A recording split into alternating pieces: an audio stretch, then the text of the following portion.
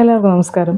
ഇന്ന് ഞാൻ സംസാരിക്കാൻ പോകുന്നത് എപ്പോഴും വൈകി വരുന്ന ആളുകളെ കണ്ടിട്ടില്ലേ? ഏതൊരു മീറ്റിങ്ങിനാണെങ്കിലും ഏതൊരു ഫങ്ഷനാണെങ്കിലും എവിടെയാണെങ്കിലും ലേറ്റായി വരുന്ന കുറച്ച് ആളുകളുണ്ട്.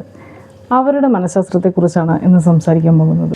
പ്രധാനമായും ഈ വൈകി വരുന്ന ആളുകൾ 5 തരത്തിലാണ് ഉള്ളത്. ആ 5 തരത്തിലുള്ള ആളുകൾ ആരൊക്കെയാണെന്ന് നമുക്ക് നോക്കാം. ഒന്നാമത്തെ ആളുകളാണ് ഇൻറ്റൻഷണൽ വൺ. മനഃപൂർവ്വം വൈകി വരുന്ന ആളുകളുണ്ട്. എന്ന് വെച്ച് കഴിഞ്ഞാൽ ഇവർ സമയത്ത് റെഡി ആയിട്ടുണ്ടായിരിക്കും, എല്ലാം കഴിഞ്ഞിട്ടുണ്ടായിരിക്കും. പക്ഷേ ഇവർ ചിന്തിക്കും, ഇത്ര നേരത്തെ അവിടെ എത്തിക്കഴിഞ്ഞ് കഴിഞ്ഞാൽ ഞാൻ മാത്രമേ അവിടെ ഉണ്ടാവുള്ളൂ, അപ്പോൾ എല്ലാവരും എന്നെ ശ്രദ്ധിക്കില്ലേ, എനിക്ക് വേറൊരു പണിയില്ലാത്തതുകൊണ്ടാണ് ഞാൻ ഇത്ര നേരത്തെ വന്നിരിക്കണമെന്ന് അവർ കരുതില്ലേ. അല്ലെങ്കിൽ എപ്പോഴും വൈകി എത്തുന്ന ആളുകൾക്കല്ലേ ഒരു വിലയുണ്ടാവുക, ഞാൻ എപ്പോഴും നേരത്തെ പോയിരുന്ന എനിക്ക് വേറൊരു പണിയില്ല എന്ന് അവർ വിചാരിക്കില്ലേ.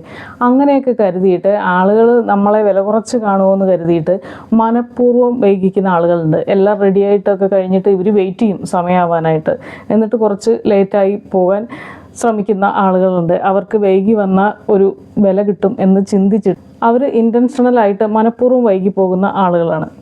പിന്നെയുള്ളതാണ് ഡ്രീമർ എന്ന് പറയും.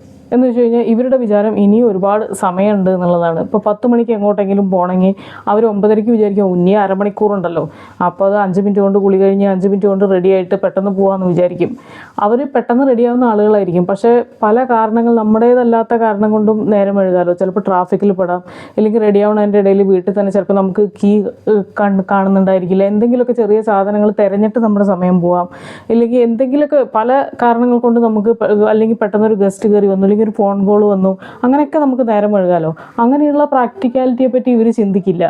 അപ്പോൾ അല്ലെങ്കിൽ പുറത്തിറങ്ങി ട്രാഫിക്കിൽ പെട്ടിട്ട് നമുക്ക് നേരം എഴുതാലോ. അപ്പോൾ അതൊക്കെ മുൻകൂട്ടി കണ്ടിട്ട് വേണം നമ്മൾ സമയം അഡ്ജസ്റ്റ് ചെയ്യാൻ. 10 മണിക്ക് അവിടെ എത്തണമെങ്കിൽ എത്ര മണിക്ക് നമ്മൾ റെഡി ആവണം എന്നൊക്കെ ചിന്തിക്കാൻ ഈ വക കാര്യങ്ങളൊക്കെ അപ്രതീക്ഷിതമായി വരുന്ന നേരം എഴുകലിനെ കൂടി നമ്മൾ കണക്കിലെടുക്കണം. പക്ഷേ ഈ ഡ്രീമറായിട്ടുള്ള ആളുകൾ അതൊന്നും കണക്കിലെടുക്കില്ല. അവർ വിചാരിക്കും ഇഷ്ടംപോലെ സമയമുണ്ടല്ലോ, പിന്നെ എന്തിനാ ഇപ്പോൾ നേരത്തെ റെഡി ആയിട്ട്, എനിക്ക് സമയത്ത് കഴിയും എന്നൊക്കെ ചിന്തിച്ചിട്ട് അങ്ങനെ നേരം വഴിക്കുന്ന ആളുകളുണ്ട്. പിന്നെ നേരം വഴിക്കുന്ന ആളുകളാണ് ഓവർ തിങ്കർ. അവരിങ്ങനെ ആലോചിച്ചുകൊണ്ടിരിക്കും, ഏത് ഡ്രസ്സ് ഇടണം, ഏത് ഹെയർ സ്റ്റൈൽ വേണം. ആദ്യം ഒരു ഡ്രസ്സ് ഇടും, പിന്നെ അത് നന്നാവുന്നില്ല എന്ന് തോന്നിയിട്ട് അത് മാറ്റും. ഇല്ലെങ്കിൽ ആ ഡ്രസ്സിന് മാച്ചായ നെയിൽ പോളിഷ് അല്ല എന്ന് വിചാരിക്കും, ഇല്ലെങ്കിൽ ഇയർ റിങ്സ് കിട്ടില്ല. അങ്ങനെ ചിന്തിച്ചിട്ട് അയ്യോ ഇതിന് മാച്ചാവുമോ, ആളുകൾ എന്നെ കണ്ടാൽ എന്ത് കരുതും, അവരെ ഇമ്പ്രസ് ചെയ്യിക്കാൻ എനിക്ക് കഴിയില്ലേ എന്നൊക്കെ ചിന്തിച്ചിട്ട് ഒരു തീരുമാനമെടുക്കാനാവാതെ ബുദ്ധിമുട്ടി അങ്ങനെ നേരം വഴിക്കുന്ന ആളുകളുണ്ട്. ഡിസിഷൻ പാരാലിസിസ് എന്നാണ് ഇതിന് പറയുക. അവർക്ക് ഒരു തീരുമാനം എടുക്കാൻ ഒരുപാട് സമയം വേണ്ടി വരും. എപ്പോഴും ഇവരുടെ മനസ്സിലുണ്ടാവും മറ്റുള്ളവർ തന്നെ പറ്റി എന്ത് ചിന്തിക്കും എന്നുള്ളതായിരിക്കും. അതുകൊണ്ട് തന്നെ അവരിങ്ങനെ ആലോചിച്ച് തീരുമാനം എടുക്കാതെ, അല്ലെങ്കിൽ ഡ്രസ്സും എല്ലാം റെഡി ആയി കഴിഞ്ഞ് കഴിഞ്ഞാൽ മാച്ചായ സാൻഡിൽ കിട്ടുന്നുണ്ടാവില്ല. അങ്ങനെ പല കാരണങ്ങൾ കൊണ്ട് ഓരോ തീരുമാനം എടുക്കാനായിട്ട് ഒരുപാട് സമയം ചെലവഴിച്ചുകൊണ്ട് അങ്ങനെ നേരം എഴുതുന്ന ആളുകളുണ്ട്.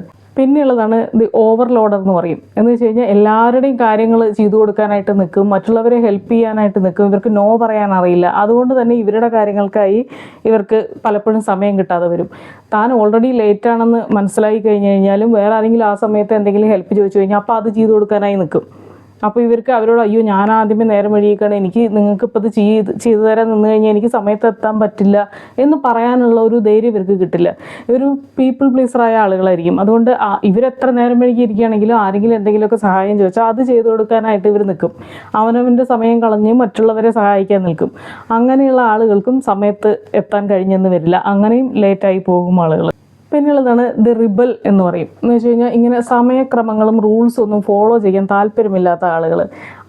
എന്തായാലും ഇപ്പോൾ ഇന്ന ജോലി ചെയ്യണമെന്ന് എനിക്കറിയാം, അതിപ്പോൾ ഇന്ന സമയത്ത് തന്നെ ചെയ്തു തീർക്കണം എന്നുള്ളത് എന്താണ്, അതെങ്ങനെയെങ്കിലും ചെയ്താൽ പോരെ എന്നൊക്കെ ചിന്തിക്കുന്ന ആളുകൾ.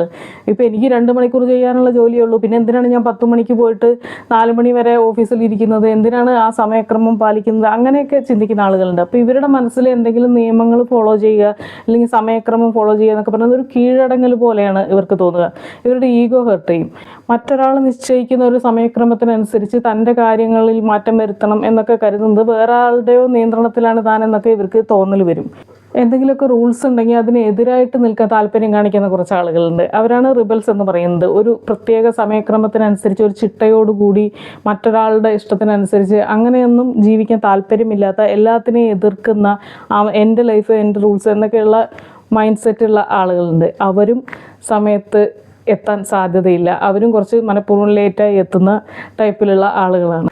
അപ്പോൾ ഇപ്പോൾ പറഞ്ഞ ഈ കാര്യങ്ങളൊന്നും പോസിറ്റീവായ കാര്യങ്ങളല്ല. അപ്പോൾ നിങ്ങൾ ഈ 5 തരത്തിൽപ്പെട്ട ആളുകളിൽ ഏതെങ്കിലും തരത്തിൽപ്പെടുന്ന ആളാണെങ്കിൽ തീർച്ചയായും അത് തെറ്റാണെന്ന് മനസ്സിലാക്കിയിട്ട് അത് തിരുത്താൻ ശ്രമിക്കുക. എപ്പോഴും സമയത്ത് എത്തുന്നത് തന്നെയാണ് നിങ്ങളുടെ ജീവിതത്തിന് നല്ലത്. പങ്ക്ച്വാലിറ്റി കീപ്പ് ചെയ്യാൻ ശ്രമിക്കുക.